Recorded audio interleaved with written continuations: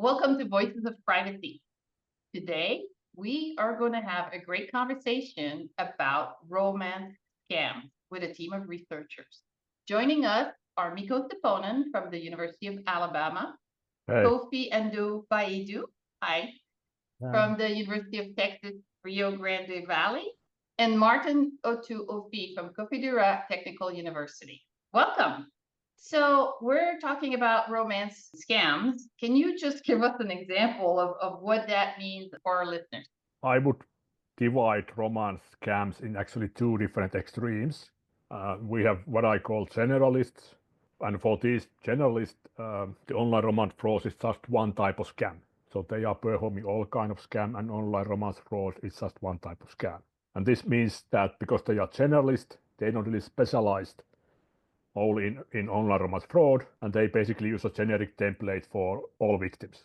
And actually, we have a different paper on these guys with Alain Tampe and Volkan Topali published just in European Journal of Information Systems. But to illustrate the idea of how these generalists operate is that they can send the same romantic email to hundreds of thousands of people and then hope that 1 or 2% will actually reply, and when the discussion starts, they ask money for plane ticket to visit or something like that. And the other extreme is actually specialists. The basic idea is the individuals that we will call the victims typically are seeking for love. And so they go online on online dating platforms and create their profiles with the goal that they can find individuals that have similar goals that they can share their life with. And at the same time, the offenders, sometimes they call themselves game boys, and people call them fraudsters. Other people call them scammers. They also create similar profiles, but most of the time, their profiles aided by using technology, AI tools, because what they are trying to achieve is they are trying to provide everything that the victim wants. So they take AI and they generate fake images, fake videos, and they also fake those romantic love. And what they normally do is once they find someone that fit what they believe is a potential victim, then they try to convince them to move their communication from the online dating platform to other platforms such as WhatsApp, where it is easy for them to get them out, isolate them, and try to lie to them, give them stories, and also where the monitoring is not as much as it is on the other platform where they are monitored. And what they do is that they try to build trust. After they build trust, they then start to ask for money, for funding, so that they can support their lavish lifestyle that they are dealing with. And so it goes through a lot of stages, but in general, this is what we claim as a specialized form of online romance fraud. So we have the generalist, which sends out an email to hundreds of thousands of people, hoping somebody clicks on it, takes the bait, and then that continues on from there. Or the actual specialists that specifically are on online dating platforms. And even prior to AI, they are looking for victims. They're trying to isolate them. Also, we've heard that oftentimes they won't show their face on camera, or they'll send fake pictures, or you never really meet the person clearly. So that's very interesting. How structured is this effort? And if we know this, why isn't this stopped anywhere? The idea is that there are people that have made investment in online romance fraud, people that have experience over maybe 11 years experience doing this. And so when people have those type of experience, they call them chairman of chairman. And so they form the leadership. So the chairman is the one that actually oversees the operation of what is going on. Overall operation is guided by the chairman, who then reports to the chairman of chairman. And within the groups, you have about 10 to 15 offenders reporting to the chairman. And then within the about 10 chairman reporting to chairman of chairman. And that's how the operations basically work. Like one crime syndicate, they might be altogether plus 100 people, And then in a one city or one metropolitan area, there might be 10 or something of these groups. What kind of amounts are we talking about? Like how many people get defrauded, or what kind of volumes are we talking about? Because these look like big groups, what you're describing. As Mikko had mentioned, they have several cities, even just in Ghana alone. They have several cities that operate with this syndicate. And so within a specific location, you can get about 300 people. And so assuming we have about 10 locations in Ghana, that means you are talking about 3,000 kind of people in this business. And so one of the things that is encouraging them to do this is because of unemployment.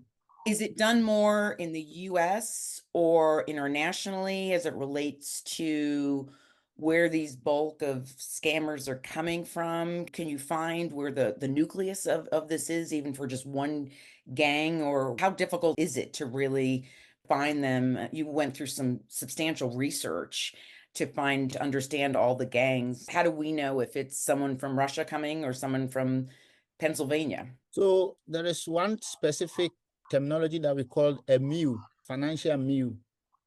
And those financial mule are the people that normally deal with their finances. So if a person is in Africa and then they have a victim in the US, they may have somebody who is a mule in the US that will collect the money. So they will use their bank account, or they will allow money to transmit through them. And so the network is very, very big, because the interaction can be between somebody in Russia and US, or maybe Russia and Australia, whatever it might be. But the person who's collecting the money can be very closely placed with the victim, so that the victim will have to transfer the money to them. Makes it easier. So you're talking about these mules, but I was really interested in the concept of sympathizers, you call them, like people who, without necessarily knowing they're doing this, are really helping the fraud to continue. And you mentioned, I think, clergy, musicians, bank officials, even law enforcement. Is there anything that can be done, or maybe education for these people to not, in some ways, help promote these scams? Young people are those involved in this scam. So if there's a lot of education and also opportunity for them to get something to do, or their skills that they have acquired over years can be rechanneled into something meaningful, then obviously I think it's going to minimize the level of the interaction with these victims. But ultimately, most of them are looking for money, and some of them see it as a way of employment, and they do it daily. So, and the money they get is quite substantial. So some of them are really committed, and they do it in a way that becomes like a normal work for them. They get a lot of money, and they spend this money within the societies that they live in. People seem to think that they are kind of good people and they are helping their society. So why should we discourage them to stop this kind of activity? That is fascinating. That really is. I mean, it's for the greater good. So, from an economic standpoint, they feel these people are at least helping, the county or the town. And of course, they're going to look towards their clergymen or law enforcement as people they trust. That's phenomenal. I mean, I've never even viewed it from that angle, but different cultures and areas, and like you said, in terms of full time or whatever, and we're bringing money, it's at least we're helping the community, versus that it's an illegal and it's fraud viewed from the US. That's fascinating. It's not all the clergy or all the musicians or all the bank officials are involved. It's just a small number, but that small number, they have voice. So people that maybe the youth actually respect, and in their lyrics and maybe in their sermon or the things that they are saying, they hear these people that are well respected, and they hear that they are not condemning them. They are actually encouraging them. Right, because it's good for the community is kind Yes. of the message here. Wow. Yeah, what tips would you give your friends or family when they're they're going online to a love, and what would you tell them to look out for that our viewers can learn from?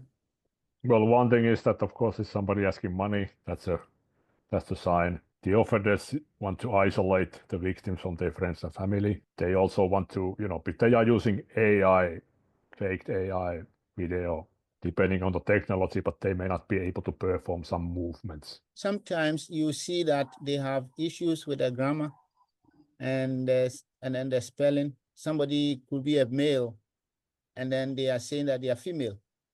And in the process, they may make a mistake, and they may self-identify themselves wrongly. They will volunteer to buy gift on the victim's birthday. And I think one of the signs that people will have to really look at is the way they are contacted, the way they accept friend requests without actually, knowing exactly where they come from. Because sometimes they may be in Ghana, but they behave as if they are living in the US, because they will use an image which is somebody living in abroad, so that the victim will not really know. So they may be black, all right, but they will use an image which is white, and they may, looking at the state where you live, they will suggest that they live in a different state, or they have come to Africa to do some business, and they are kind of caught up in some problems. And because of the relationship they have with you as a partner online, then you have to, as it were, bail them out. So people will have to really be careful. Is it an older woman? Is it someone who's a widow? I mean, how do they, it seems like it's such a formulation and a science really to understand this and know, and even how to profile, because there's a lot of people online. How do they know which one is going to take the bait? So they are potentially looking for things on people's profile as well, especially if it's a specialist, not a generalist. They do the profiling. It's one of the key things with those who are the highest level. They are critical about the profile of people, because normally if somebody hasn't got money to spare, they don't really, spend a lot of time with that person. So they really, really look at profiling, and they spend a lot of time trying to understand the profile of the person and know that, probably he has a mortgage, he works in a very good place, and all these kind of things. So the person is lonely, he's a widow, he's kind of obese, and he hasn't got a lot of friends, and family deserted, and all that kind of thing. So they really try to do their profile thing very, very carefully. And that's very interesting, because all of that information is stuff that people actually post online and or is available. So they can, just from what people have posted or others have posted about you, or information that, like mortgage information, those kinds of things are available. So just they take the time, they build a profile, and then they know. It is all online, and everything they share, or even if they're not sharing and a friend's sharing and tagging that person. Oh, I met so-and-so just got a new house or a new car, and all of a sudden they put your life online.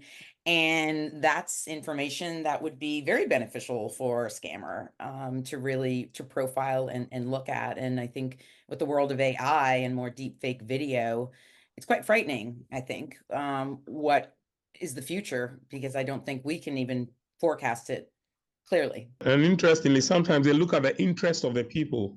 And because some of them have been doing this for so long, they kind of have a prepared text that they normally call format, that when you say this, then they are going to give you that. And when you say that, then they're going to give you that. So they kind of plan it so well and keep the storyline so real, so that it wouldn't probably raise questions in the minds of the victim. So they move from the love sometimes and go into other areas where more money can be taken from the victim. And again, it's all about profiling. The profiling normally happens at the very first stage, where they try to isolate the victim. And so the isolation is their biggest thing, because there are some of the victims that also don't want their friends or their family to be aware of what's going on. And so it actually empowers the fraudsters to continue to demand more, because they already have some money from them. And if they are demanding for more, they don't want to go back and tell their family members. you definitely have a very, very interesting topic, and I think we could talk for a very long time, but we do want to thank you, all three of you, for a really interesting conversation, new insights for all of us about romance scams and how to be ready not to be a victim.